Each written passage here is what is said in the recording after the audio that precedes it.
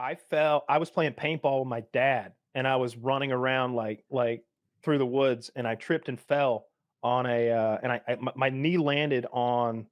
It's a thing that you put hay bales in so that the cows can stick their heads into it and eat the hay bale without ruining the hay bale. If you just put it on the ground, they like trample on it and shit on it. But if you put it inside this thing, they have to actually eat it. And it's just made of heavy steel. And I landed on that thing with my kneecap, and my leg quit working. My leg wouldn't work. Like I couldn't straighten my leg. How long? Just 3 minutes. Okay. Maybe. Like I'm laying there. That's Dad's showing no mercy. He's coming for me. He's flanking around through the woods, like firing off shots, and I'm laying there. Help! I remember the first time I like cried a lot during a sporting event as a kid was I was probably like 8 or 9, and it was being a goalie in ice hockey up to that point was like, this is great. I'm doing pretty well. And then like played one game where I just got shellacked. Like I was letting in bad goals. I was like sad and angry at myself. And when you're like that age, thinking about, you're not in your head thinking like, oh, everybody realizes this is just a little game and we're still going to get pizza afterward and it's okay. Or we're going to go to Red Robin or something. Like in your head, you're like, everyone on the team hates me. They hate me right now. The Blues lost interest in me. The Blues are no longer pursuing me as a 9-year-old, and you're just like saying, like, "Oh, the coaches are gonna hate me." I just remember like letting in like just way too many goals, and like just being in my crease, standing there, just being like, "I'd stop crying before the period ends, or everyone on the bench is gonna see that I'm crying." And so it's like 4 minutes left in the period, and I'm like, "Okay, we'll pull together." We'll pull this together. We can do How old were you? Crying. Like 17?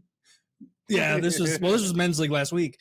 Dude, as you're saying this, I'm like in my head about how it feels to do poorly in a video game on stream. Like, I'm 52. I didn't even want to be millennia. It's not that mechanically, what they call mechanically, like the actual boss fight. I do that pretty well because that's the part I enjoy the most in practice. But getting lost, I'm like, everyone knows where to go but me. I'm the only one who can't figure this out.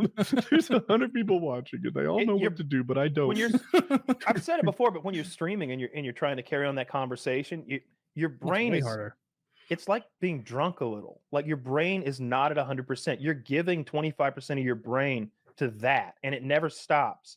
And the part of your brain that navigates and like remembers the steps you took behind you, it's that part that it took away. Like I know exactly what you're talking about. Like when I've streamed before, like I'm usually better than this, guys. I don't know. I'm usually better. Like I'm not great, but I'm better than this. I'm sorry. I can't talk to you and focus. Like my brain, if I turned you off, I would feel my brain like go woo and like get more horsepower. Yeah, you're just sitting there being like, and this is how you do this in this game, and I had to practice this a lot. By the way, Jizz Eater 49, I'm not gay. I'm not gay, actually, so if you can stop saying that. Just kidding. I'm going to pay attention to the chat.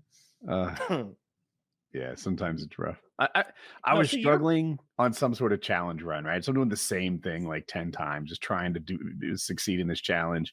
And this guy's trying to get me on his rap album. He wants me to like bust out some lines for him, and he wants to know how much it would cost, right? He's willing to pay upwards of like $12 to get me to do this.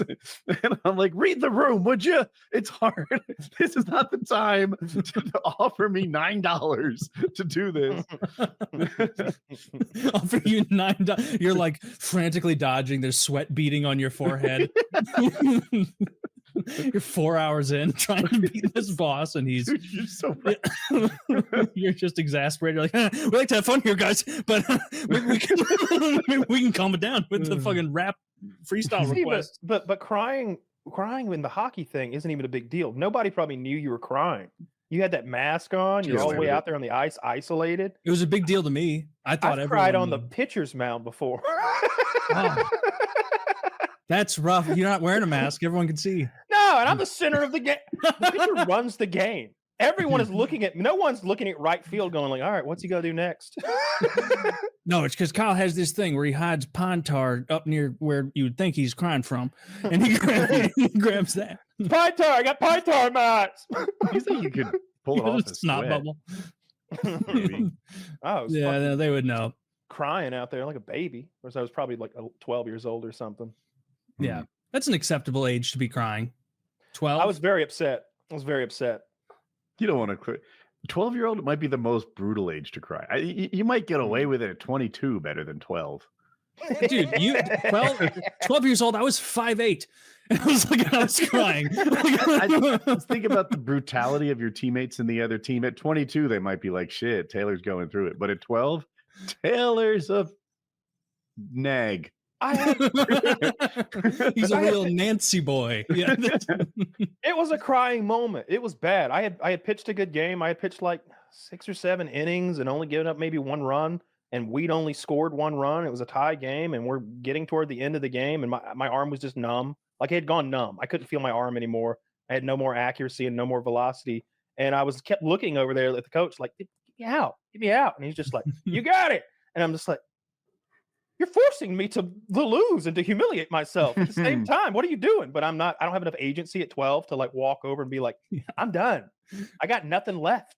Yeah. And he just basically lets me stay out there and lose the game for us, like actively losing the game for us. And I'm just getting sadder and sadder and crying. It was a bad day. That sucks. And the dumbass no pizza party for losers, by the way. That hockey shit. That's how I know hockey's a weak sport now. You got a pizza. You going to Red Robin after a loss? No, I don't think we ever used Red Robin. We had a place with chicken wings that we would go to. They pour out they take that whole bucket of bubble gum and throw it in the trash. They'd watch as they threw the pre-sliced oranges into the garbage. You couldn't have any. We're from the South. No pre-sliced oranges. We had Capri Sun. Yeah, we're getting after it. Pre-sliced. Nobody's cutting up oranges. I remember hating fruit. The South is where oranges come from. The idea of eating fruit is not I don't know. I think that just as a whole bringing orange slices to games thing is like happened in the last 20 years or something like that. When I was a kid, it wasn't a thing. No, it was longer than that because I'm realizing how old I am now. Yeah. I never saw it happen once. None of the parents, every parent brought each week a different parent would bring was in charge of the refreshments. Yep. No one ever brought orange slices. It was always juice boxes and Capri Suns and stuff like that. I remember like being on my mom's ass a little bit as a young kid because that exact same formula played out for us where it was like every parent took turns bringing the Capri Sun pouches or the Gatorades or whatever. And the like all-time winner snack bringers were like everybody gets their own Gatorade and the snack was something like sweet and bad for you or something crunchy and bad for you. And every once in a while, some fucking health freak granola mom would bring in like, I remember at the time it was like some sort of flavored water, which is like ridiculous. I'm 10. I don't want that. And then orange slices. And so when it was my mom's turn, she was like, I think I'm going to get like apples for everyone. I'm like, Mom, please don't. Do you know how much shit we give Nate because his mom brought oranges? Please, can you like get some donuts or something? Like donuts, like yeah, something like that. And like, you know, what should I bring to drink, Taylor? So your friends like you. It's like, oh, Gatorade. I mean, we had Gatorade in the dugout, you know, just in a cooler. What? We did not have Gatorade mid game. We were water only. Dad coached me most of the time, and he would always make sure there was one of those big orange igloo coolers with the spout at the bottom, full of Gatorade. We'd go and get that taken care of right before the game. Dude, I would have felt like a MLB player if I could walk up and like fill a cup with Gatorade. Yeah. We had an entire like 2-gallon bucket of that not Bubblicious, the baseball gum, the ones in the little twisty, you pull each side, and you got a Big little League wad Chew. No, that's the shredded stuff, like the individual pieces of bubble gum, the pink stuff that's I don't super bubble. Oh, that double bubble shit. Double bubble, yeah, that shit sucks. You've got an infinite amount of it. As soon as the flavor loses, you just spit it out and get another one. I'm not re-chewing a new thing every 8 seconds.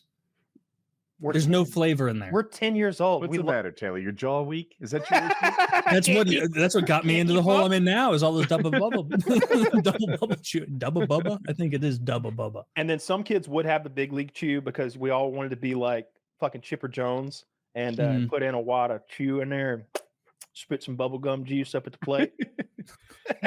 In high school practice, we had a pair of really cute twins who were the managers for the swim team, and they would keep the water bottles full. And if like one of the lanes emptied the bottle, they'd like observe that and put in a fresh one. And I don't know why I didn't realize like what a dope situation that was at the time. Like these blonde twin attractive women would just fill my water bottle for me all the time. And I was like, managers, they're like less than swimmers, right? Like, what was I thinking? You looked a gift horse in the mouth. Exactly. What I remember is playing hockey. Woody knows this, but Kyle, do you know those? I bet they use them in baseball too, like those green Gatorade style bottles. They didn't have like the G on it. That had the squirt bottle. Yeah, so you can like squeeze it into your mouth. Straight through the mask, yeah. I remember at a young age, they would still have those on the bench, and I was obviously goalie, and so I had my own water bottle on the back of my net. And when that ran out, I would be like scoping out on the bench to see what players were like spraying it into their mouth the way you were supposed to, the way the cool guys in the NHL did, the way I tried to, or which guys were like sucking it like a tit, just like, it's just like drinking directly out of it. And I'd be like, all right, don't drink out of the bottle in front of John or Sean or Eric. Looks like Tim's good to go. I'm gonna take Tim's bottle, and just trying to keep track of that. Did you guys have that where they would? No, we didn't have bottles like that. We literally had those little paper cups, and you would like get yourself a thing of Gatorade and just throw it on the ground. It was a mess. Our coach gave lessons. He's like, listen, this whole team is sharing water bottles. This whole team can get sick at the same time if you put your mouth on the water bottle. You hold the water bottle a foot from your head and you squeeze it. If you get water on your face, you're a swimmer.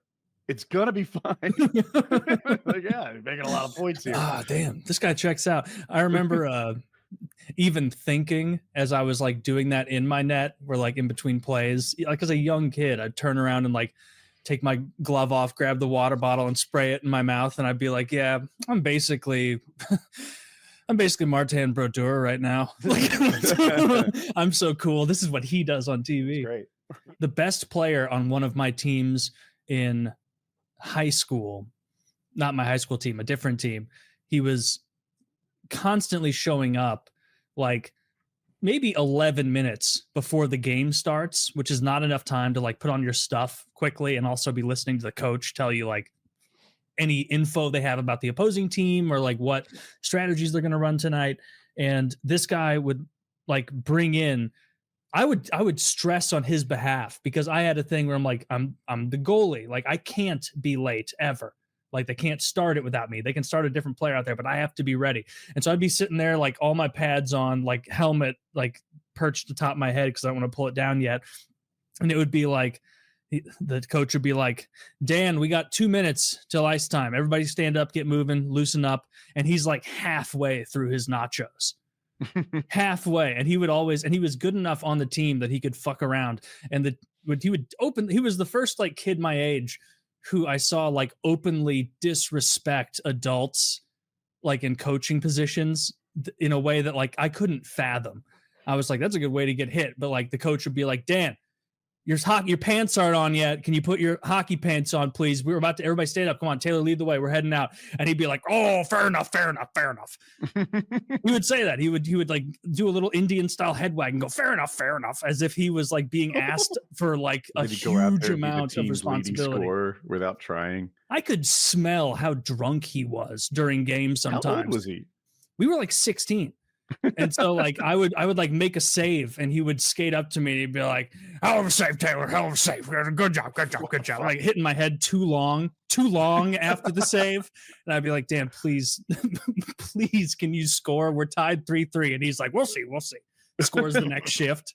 He's like, it's because you asked me, Taylor. Is that a true story? Yes. Like he was a total fuck around guy. And he was, but like you can. I didn't know anybody who had alcohol problem at that age. He had a brother who was like 8 years older than us, and bought him whatever he wanted, and it never impeded his game. He was always great.